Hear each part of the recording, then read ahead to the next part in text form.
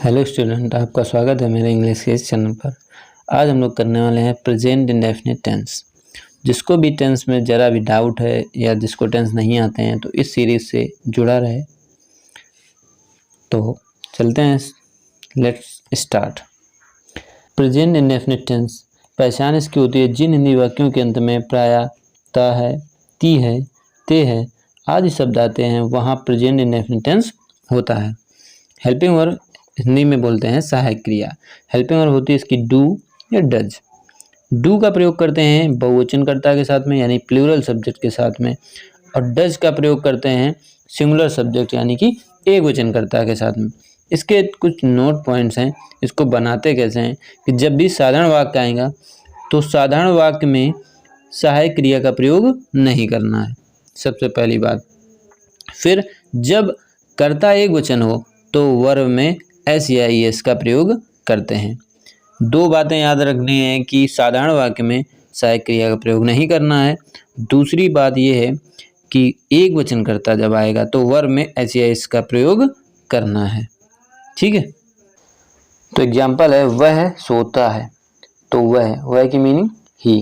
अब वह एक वचनकर्ता है इसलिए देखो स्लीप होती है सिर्फ सोना की मीनिंग, तो स्लीप लिख देंगे। अब एक वचन करता है इसलिए हमने एस लगा दिया। हेल्पिंग वर्ब क्यों नहीं लगाई, अभी आपको बताया था कि साधारण वाक्य में हेल्पिंग वर्ब का प्रयोग नहीं करते हैं। ठीक है, तो मैं अपना कार्य करता हूँ, तो मैं की मीनिंग आई, करना की मीनिंग डू, अपना कार्य, तो आई के लिए पजेसिव हम लगाते हैं माई, कार्य की वर्क, तो आई डू माई वर्क।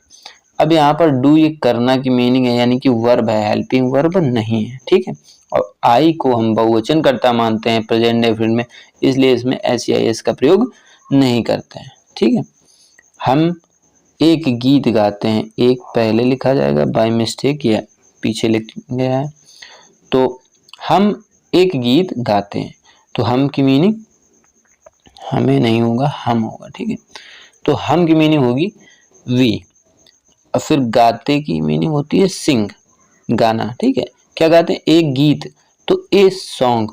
अब सिंग में इसमें एस क्यों नहीं लगाया, स्लीप में हमने लगाया क्योंकि ये बहुवचन करता है। ठीक है, वी क्या है, एक बहुवचन करता है, इसलिए एस या एस नहीं लगाएंगे।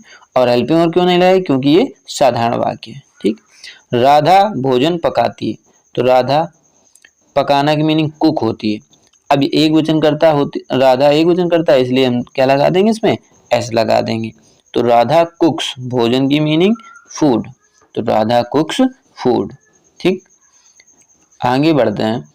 निगेटिव सेंटेंस, तो निगेटिव सेंटेंस का एक ये रूल बनाया है कि सब्जेक्ट पहले लिखना है, फिर हेल्पिंग वर्ब लिखना है, फिर नॉट लगाना है, फिर वर्ब लिखना है, फिर अदर लिखना है। तो हम नहीं रोते हैं, नहीं आ गया, प्रेजेंट इंडेफिनिट टेंस है, तो वी, हम की मीनिंग क्या बनाएंगे, वी। अभी हमने बताया था वी कैसा सब्जेक्ट होता है, बहुवचन, और जब भी बहुवचन हो इसकी हेल्पिंग वर्ब क्या होती है, एक डू, एक होती है डज। ठीक, तो डज,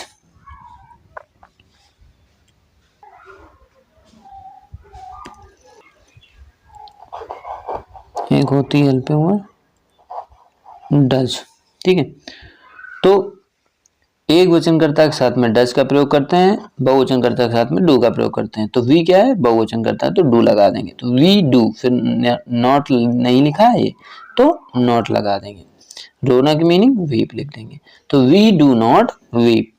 वह स्कूल नहीं जाता है, तो ही, वह की मीनिंग।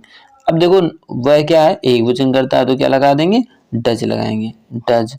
फिर नहीं की मीनिंग नॉट, जाना की मीनिंग गो। टू लगाते हैं जब गो के बाद में कोई प्लेस आता है, स्थान दिया जाता है। ठीक है, एक अपवाद है कि बस इसमें क्या करते हैं हम लोग कि जब होम आता है तो उसके साथ में टू का प्रयोग नहीं किया जाता है, तो गो टू स्कूल। ठीक है, आप नहीं पढ़ते हो, तो इसी प्रकार बनाएंगे यू डू नॉट रीड। ठीक, वह एक पत्र नहीं लिखती है, तो वह की मीनिंग सी लिख देंगे, एक वचन है तो डज लगा देंगे, फिर नहीं की मीनिंग नॉट लिखेंगे, राइट अ लेटर। ठीक, आगे बढ़ते हैं। इंटेरोगेटिव सेंटेंस, तो सबसे पहले ये है हेल्पिंग वर्ब से जो सबसे पहले क्या लिखा होता है जिस सेंटेंस में, तो उनको कैसे बनाते हैं। तो सबसे पहले हेल्पिंग वर्ब लिखना है, फिर इसके बाद में सब्जेक्ट लिखना है, यहाँ पर प्लस लगाना चाहिए। हेल्पिंग वर्ब, फिर सब्जेक्ट, फिर वर्ब, फिर अदर, फिर क्वेश्चन मार्क जरूर लगाएं। तो क्या आप अपना कार्य समाप्त करते हो? तो क्या आप क्या है, बहुवचन करता होता है, यू इसकी मीनिंग होती है, तो बहुवचन करता है, इसलिए हम लोग हेल्पिंग वर्ब सबसे पहले लगाएंगे, तो सब्जेक्ट के अकॉर्डिंग लगाएंगे, तो आप है यू के अकॉर्डिंग आएगी क्या, हेल्पिंग वर्ब डू आएगी। तो डू, फिर सब्जेक्ट लिखेंगे यू, फिर समाप्त करना की मीनिंग होती है फिनिश। अब देखो इसमें एस या एस नहीं लाएंगे, क्योंकि हमने बताया है कि सिर्फ साधारण वाक्य में ही एस या एस लगेगा जब करता एक वचन का हो। ठीक, तो फिनिश अपना कार्य। अब देखो आई के लिए पजेसिव फॉर्म माई होती है, वैसे ही यू के लिए योर होती है, तो योर वर्क। क्या वह रोता है? तो क्या वह रोता है, सबसे पहले क्या दिया गया, सबसे पहले हेल्पिंग वर्ब लगाएंगे, तो कौन सी हेल्पिंग वर्ब लगाएंगे, वह है एक वचन करता, तो डज लगाएंगे, तो डज ही वीप। ठीक, हम स्कूल जाते हैं, हम स्कूल जाते हैं, तो हम बहुवचन करता होता है, इसलिए क्या हम स्कूल जाते हैं ये लिखना चाहिए यहाँ पे, क्या हम स्कूल जाते हैं।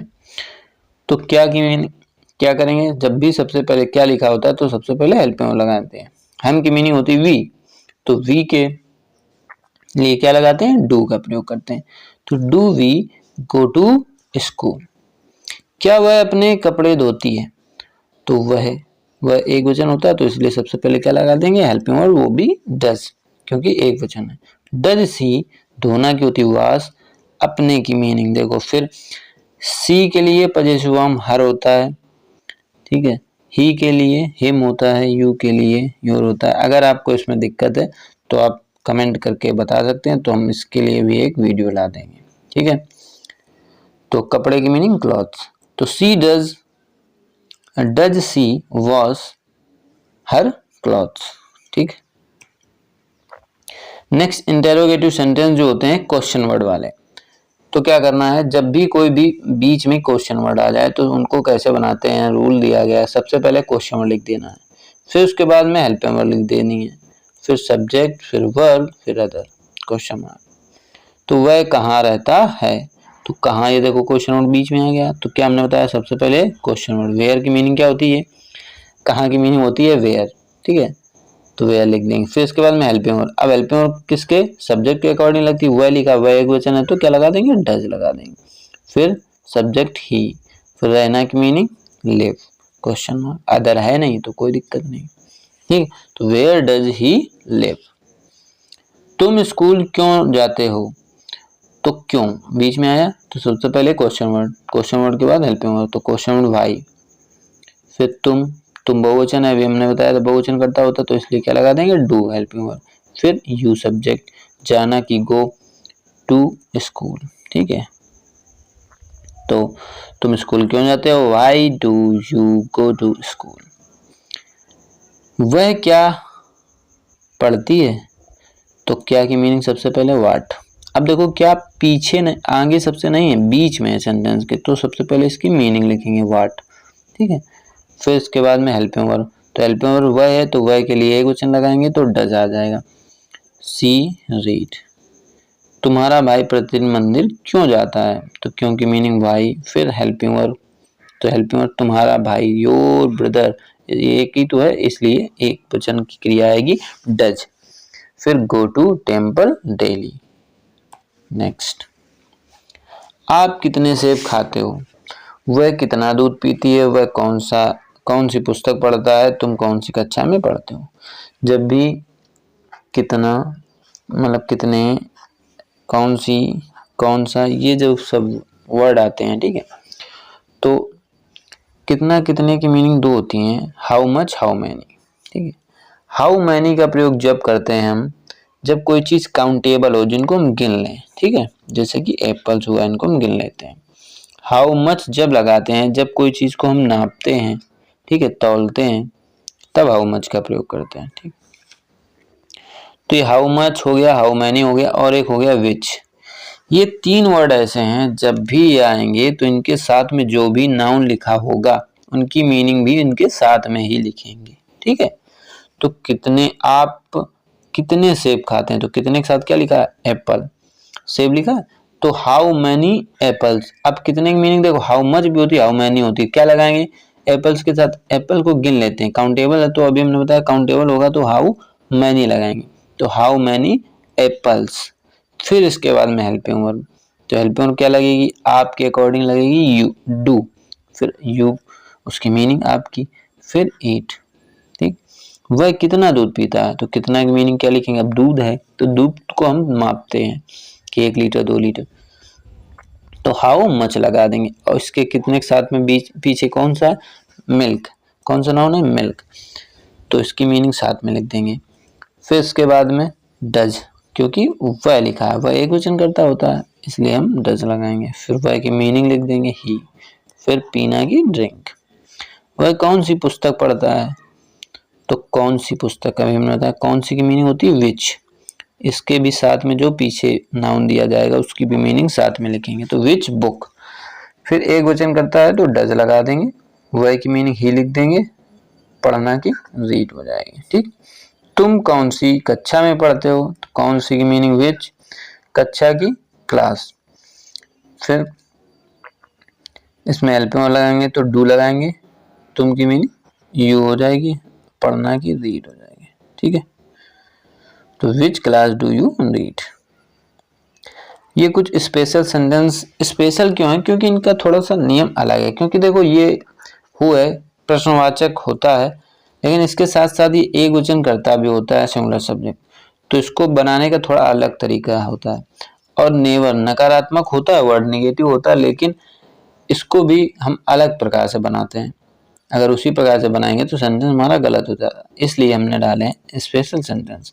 तो तुम्हें कौन पढ़ाता है, जब भी कौन आ जाए, ठीक है, तो इसकी मीनिंग होती है हु, सबसे पहले मीनिंग लिख देनी, हु एक वचन करता होता है, अगर इसमें निगेटिव वर्ड नहीं दिया गया है तो इसको हम एक वचन करता मान के बनाते हैं।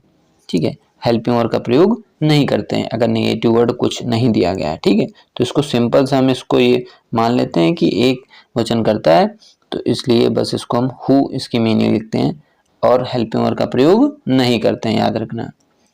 तो हु, फिर पढ़ाना की मीनिंग टीच होती है, टीच लिख देंगे, इसमें ईएस लगाते हैं, वर्ब क्यों लगाते हैं, क्योंकि हमने बताया हु एक वचन करता होता है। ठीक है, तो हु टीचेस, किसे, तुम्हें पढ़ाते हैं, तो तुम्हें की मीनिंग यू हो जाएगी। ठीक है, उन्हें कौन पीटता है, तो सबसे पहले कौन की मीनिंग हु लिख दी, अभी हमने बताया कि एक वचन करता होता है तो इसलिए पीटना की मीनिंग बीट, इसमें एस लगा देंगे, क्योंकि एक वचन कर्ता में हम जब आता है तब उसमें वर्ब में एस या एस का प्रयोग करते हैं, तो हम इसमें भी एस लगा देंगे, फिर उन्हें की मीनिंग देम लगाएंगे, और इसमें अब जैसे कि हेल्पिंग वर्ब लगाते थे अदर क्वेश्चन वर्ड के साथ में, इसमें वैसे हेल्पिंग वर्ब का प्रयोग नहीं किया जाता।